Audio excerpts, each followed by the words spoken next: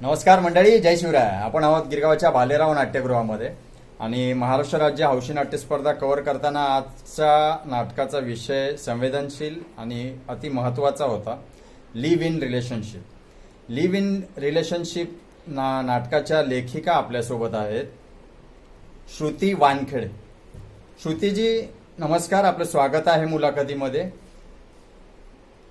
Live in relationship सारखा विषयाचं नाट्यलेखन करावं हा विचार तुमच्या मनात कसा आला? काय मार्केट रिसर्च होता, काय सांगाल? नमस्कार, माझं नाव श्रुती वानखेडे. विषय तसा माझ्या खूप जवळचा होता, कारण मी पण त्या फेजमधून जाते. सध्या माझं म्हणजे रिलेशनशिप स्टेटस एक मिनिट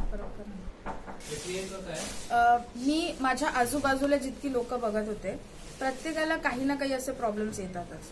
बऱ्याच ठिकाणी मी म्हणजे हॉस्टेलवरती पण राहायचे, तर तिथे पण मुलींचे बरेच असे प्रॉब्लेम्स असायचे. तर मला वाटले की ह्या विषयाला आपण ज्या पद्धतीने बघतो कदाचित ती पद्धत चुकीची आहे, और मे बी आपण एकतर्फी खूप बघतो.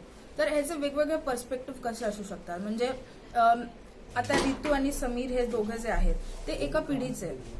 सेजल आणि साहिल एका पिढीला रिप्रेझेंट करतात आणि सूत्रधार जो आहे तो एका वेगळ्या पिढीला रिप्रेझेंट करतो. म्हणजे हे ज्या तीन विचारसरणी आहेत ह्या कुठेतरी एक येतात आणि एकाच विषयावरती बोलण्याचा प्रयत्न करतात, ज्याच्यातून खूप वेगवेगळ्या म्हणजे अँबिग्युअस सिच्युएशन्स क्रिएट होतात.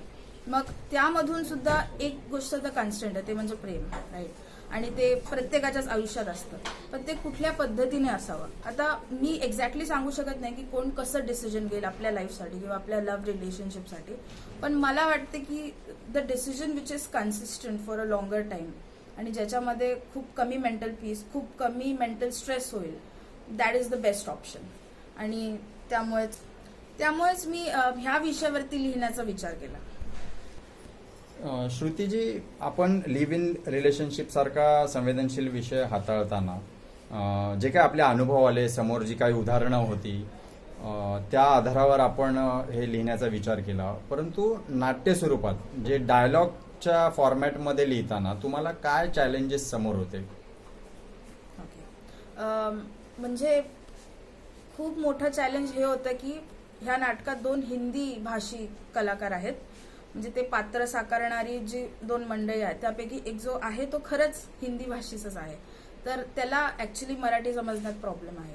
मग डायलॉग लिहिताना असं लिहायचं होतं की ज्याच्यामध्ये मराठी अशा पद्धतीची बोलली जाईल जेव्हा ते पात्र स्टेजवर असेल की त्याला समजावं, as a character also, as an actor also.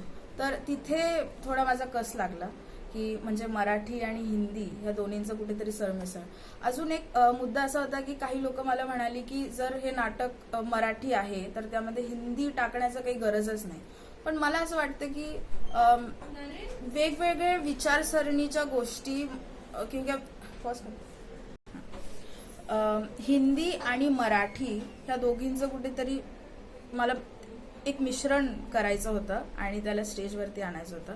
किंवा बऱ्याचदा असं होतं की आपण एखाद्या भाषेला एका वेगळ्या पद्धतीने बघतो, पण त्याचा पर्स्पेक्टिव्ह जर समजून घेतला तर कदाचित बऱ्याच नवीन गोष्टी मिळतात. तर डायलॉग लिहिताना ऍक्च्युली मला हिंदी शिकावं लागलं, कारण माझं तेवढं चांगलं नव्हतं. मग मी थोडं रिसर्च केला, जे हिंदी भाषी मुलं आहेत, माझे फ्रेंड्स आहेत, त्यांच्याशी बोलले. आणि विशेष म्हणजे सूत्रधाराचं जे पात्र आहे त्याची मराठी अगदी अस्खलित असावी.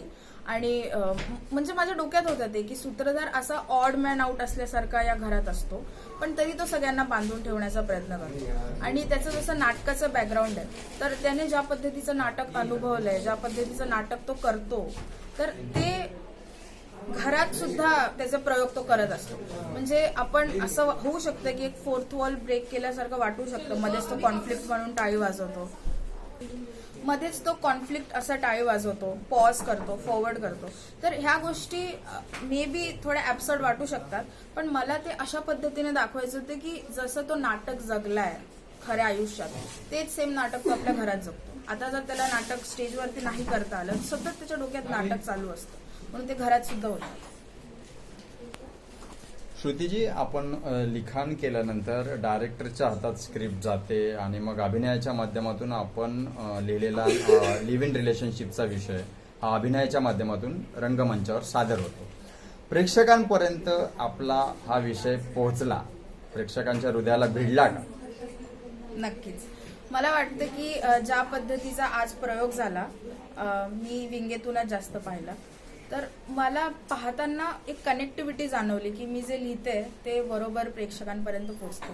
ह्याचं अजून एक स्टोरी अशी आहे की मी जेव्हा लिहित होते तेव्हा ह्या टीममधली सगळी मंडळी माझ्यासोबत होती. म्हणजे आम्ही स्टुडंट्सच होतो, आम्ही एकाच बॅचला होतो, एकाच कॉलेजमध्ये होतो. मग लिहिताना हे सगळे माझ्यासोबतच होते. मग ह्याचा फर्स्ट ड्राफ्ट, सेकंड ड्राफ्ट, जितके पण ड्राफ्ट मी लिहिलेत मी सगळे ऐकून दाखवायचे आणि मग तसं तसं आम्ही सीन डिझाईन करत जायचो. मग दिग्दर्शकाच्या हातात जेव्हा मी स्क्रिप्ट पोहोचवली तेव्हा वेगळं काही दिग्दर्शकाला सांगायची गरजच नाही पडली. माझा मुद्दा एक्सप्लेन नाही करावा लागला किंवा माझ्या डोक्यात ऍक्च्युली काय आहे, माझा थॉट काय हे मी सांगितलं नाही. ते झालं कारण आम्ही एकाच प्रोसेसमध्ये होतो आणि बरेच जण त्यातून जातही होते. मग गोष्टी घडत गेल्या. बरेच सीन्स म्हणजे 1-2 छोटे सीन्स असे जे आम्हाला डिरेक्शन करताना सुचले आणि मी प्रोसेसमध्ये नेहमीच इन्व्हॉल्व्ह होते. फक्त या प्रयोगासाठी मला तेवढं इन्व्हॉल्व्ह नाही होता आलं, पण याच्या अगोदर मी होते इन्व्हॉल्व्ह टीमसोबत. श्रुतीजी, खरं तर आपलं अभिनंदन. आपण संवेदनशील विषय हाताळला, तो नाट्य स्वरूपात लिहिलात.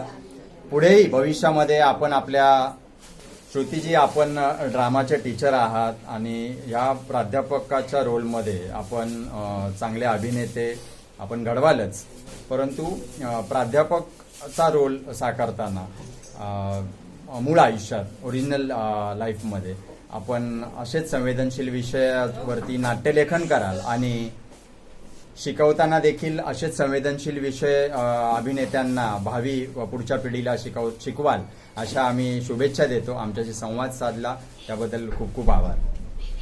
Thank you so much. मला खूप बरं वाटलं. जे प्रश्न तुम्ही विचारले ते नक्कीच माझ्या डोक्यात सुद्धा आधी होते आणि त्याबद्दल मला आवर्जून बोलण्याची फार इच्छा होती. मला अजून एक गोष्ट अशी ह्या माध्यमातून अशी सांगावीशी वाटते की नवीन रायटर्सनी आता पुढे यायला हवं. म्हणजे बऱ्याचदा असं होतं की आपण जुनी नाटकं करत असतो, जुन्या स्क्रिप्टला थोडं चेंज करून तसं करतो. तर मे बी आता जे नवीन रायटर आहेत त्यांनी सुद्धा नवीन विषय घेऊन रंगमंचावर यायला हवं. आता जो जेनझी हा जो एक असा एक ग्रुप आहे किंवा हा एक जो आहे ग्रुप, राईट, तर जेनझीजला जवळचं वाटावं असे विषय जर आपण रंगमंचावरती आणले तर मे बी जेनझी सुद्धा रील्स आणि युट्यूब व्हिडिओज मधून बाहेर येऊन रंगमंचावर येतील आणि नाटक पाहतील. आणि मला वाटतं की रंगभूमी ही अजरामर असायला हवी. आपण ह्याचे प्रयोग सतत आता इथून पुढे जितके पण जनरेशन्स असतील त्यांना ही अनुभूती एक्सपिरियन्स करायला हवी. म्हणून मला वाटतं की यंग रायटर्सनी अजून चांगले विषय घेऊन स्टेजवरती यावं. थँक्यू.